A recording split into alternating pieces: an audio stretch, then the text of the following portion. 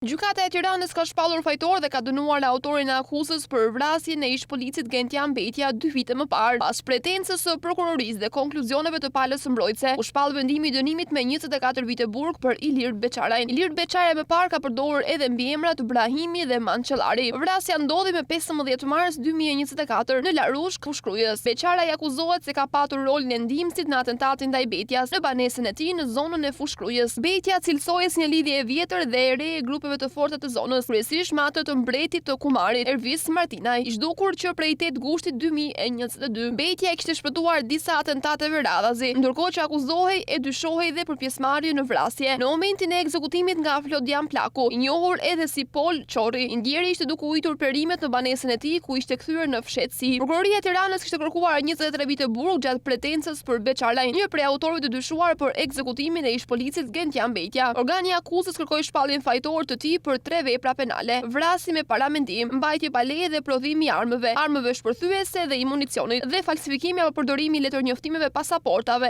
apo i vizave të falsifikuara. Nga hetimet e nisura që për vitin 2024, organi i akuzës ka konkluduar se Beçaraj ka vëzhguar disa herë banesën e Betjas deri ditën kur autorët e dyshuar, njëri prej tyre edhe Flodian Plaku, qëllua me breshëri plumbash në drejtim të tij në 1 vit e gjysmë më parë. Prokuroria e Tiranës thotë se për këtë fakt e ka vërtetuar edhe përmes lëvizjeve që tregohen nga GPS-i makinës me të cilën ka lëvizur ai, mjet të cilin e ka marrë me qera. Provat të tjera që kanë zbuluar Beçarajin dhe Flodian Plakun, i njohur ndryshe edhe si Pol Çorri, kanë qenë profilet e ADN-s të gjetura në mjetin që kanë përdorur për të larguar nga vendi i ngjarjes.